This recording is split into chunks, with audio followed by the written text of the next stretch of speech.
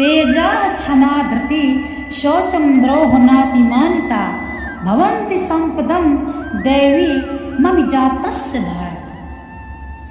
तेज, क्षमा, धैर्य, बाहर की शुद्धि एवं किसी में भी शत्रु भाव का ना होना और अपने में पूज्यता के अभिमान का अभाव, ये सब तो हैं हे अर्जुन दैवी संपदा को लेकर उत्पन्न हुए पुरुष के लक्षण हैं। तब अर्जुन कहते हैं हे कन्हैया, हे मधुसूदन, तेज किसको कहते हैं? हे कन्हैया, तेज किसको कहते हैं? भगवान कहते हैं हे पार्थ, श्रेष्ठ पुरुषों की उस शक्ति विशेष का नाम तेज है, जिसके कारण उनके सामने विषयासक्त और नीच प्रकृति वाले मनुष्य भी प्रायः अन्याचरण से रुककर उनके कथनानुसार श्रेष्ठ कर्मों में प्रवृत्त हो जाते हैं।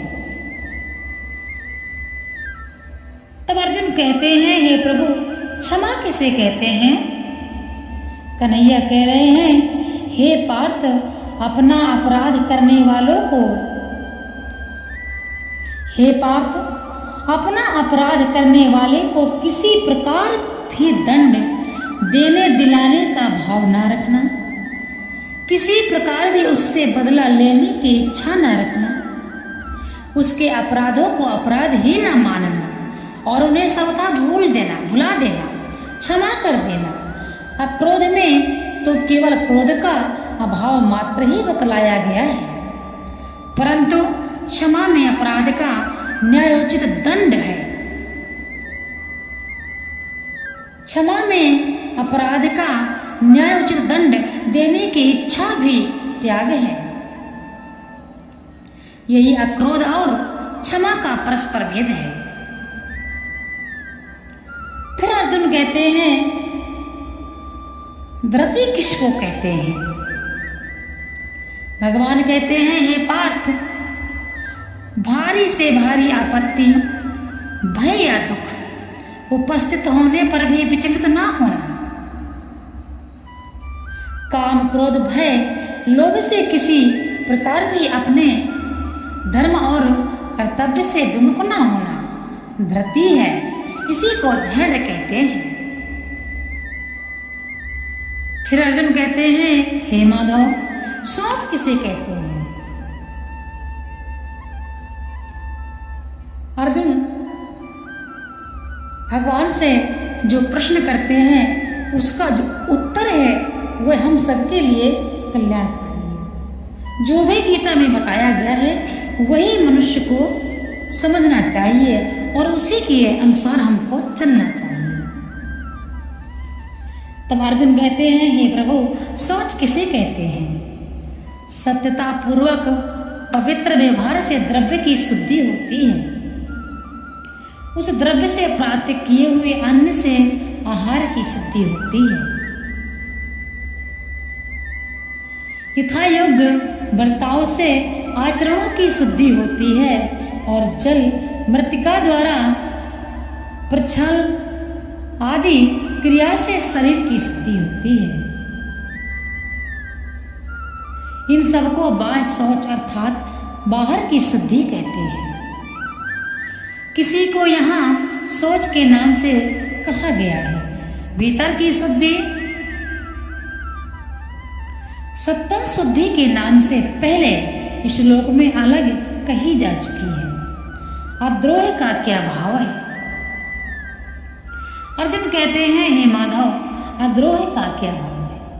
तब भगवान कहते हैं अपने साथ शत्रुता व्यवहार करने वाले प्राणियों के प्रति भी जरा भी द्वेष या शत्रु का भाव ना होना अद्रोह कहलाता है। फिर अर्जुन कहते हैं हे कन्हैया, न अतिमानिता का क्या भाव है? भगवान कहते हैं अपने को श्रेष्ठ, बड़ा या पूज्य समझना एवं मान, बड़ाई, प्रतिष्ठा और पूजा आदि की विशेष इच्छा करना तथा बिना इच्छा भी इन सबके प्राप्त होने पर विशेष प्रसन्न होना, ये अतिमानिता के लक्षण हैं। इन सबके सर्वथा अभाव का नाम न अतिमानिता है।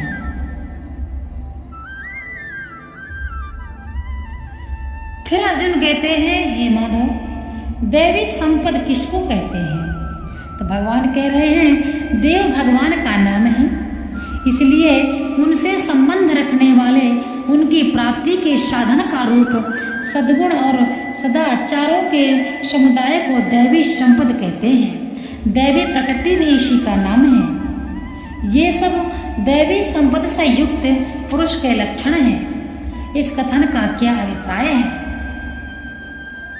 इसका यह अभिप्राय है कि इस अध्याय के पहले श्लोक से लेकर इस श्लोक के पूर्वार्ध तक 2.5 श्लोकों में 26 लक्षणों के रूप में उस दैवी संपद रूप सद्गुण और सदाचार का ही वर्णन किया गया है। अतः ये सब लक्षण जिसमें स्वभाव से विद्यमान हो अथवा जिसमें साधन द्वारा प्राप्त कर लिए हो, वही पुरुष दैवी संपद से युक्त है। इस प्रकार धारण करने के योग्य दैवी संपद से युक्त पुरुष के लक्षणों का वर्णन करके अब त्याग करने योग्य आसुरी संपद से युक्त पुरुष के लक्षण संक्षेप में कहे जाते हैं। हमें गीता से बहुत कुछ समझ में आता है। हे पार्थ, दंभ, घमंड और अभिमान तथा क्रोध, कठोरता और अज्ञान भी ये सब आसुरी संपदा को लेकर उत्पन्न हुए पुरुष के लक्षण हैं। तब अर्जुन कहते हैं, दंभ किसको कहते हैं? भगवान कहते हैं, मान बढ़ाई, पूजा और प्रतिष्ठा के लिए, धन आदि के लाभों से या किसी को ठगने के अभिप्राय से अपने को धर्मात्मा, भावयुक्त ज्ञानी या महात्मा प्रसिद्ध करना अथवा दिखाओ धर्म पालन का, दानीपन का, भक्ति का, व्रत उपवास आदि का, योग साधना का और जिस किसी भी रूप में रहने से अपना काम सिद्धता हो, उसी का ढोंग रचना दंभ है।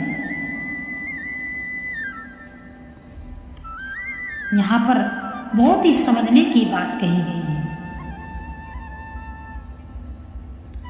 तब अर्जुन कहते हैं, हे प्रभु, दर्प किसे कहते हैं? भगवान कहते हैं, विद्या, धन, कुटुंब, जाति, अवस्था, बल और ऐश्वर्य आदि के संबंध से जो मन से घमंड होता है, जिसके कारण मनुष्य दूसरों को तुच्छ समझकर उसकी अवहेलना करता है, उसका नाम दर्प है। फिर अर्जुन कहते हैं, भगवान, अभिमान किसे कहते हैं? भगवान कहते हैं, अपने को श्रेष्ठ या बड़ा या पूज्य समझना, मान बढ़ाई, प्रतिष्ठा और पूजा आदि की इच्छा रखना एवं इन सब के प्राप्त होने पर प्रसन्न होना अभिमान है। तत्पश्चात अर्जुन कहते हैं, हे प्रभु, क्रोध किसे कहते हैं? भगवान कहते हैं, बुरी आदत के अथवा क्रोधी मनुष्यों के संग के कारण या किसी के द्वारा अपना तिरस्कार, अपकार या निंदा किए जाने पर, मन के विरुद्ध कार्य होने पर, किसी के द्वारा दुर्वचन सुनकर या किसी का अन्याय देखकर इत्यादि किसी भी कारण से अंतःकरण में जो द्वेष युक्त उत्तेजना हो जाती है, जिसके कारण मनुष्य के मन में प्रति हिंसा के भाव जागृत हो उठते हैं, नेत्रों में लाली आ जाती है, होंठ फड़कने लगते हैं, मुख की आकृति भयानक हो जाती है, बुद्धि मारी जाती है और कर्तव्य का विवेक नहीं रह जाता, इत्यादि किसी प्रकार भी उत्तेजित वृत्ति का नाम क्रोध है। इसीलिए क्रोध नहीं करना चाहिए। ये सीख हमको भगवद गीता से प्राप्त होती है।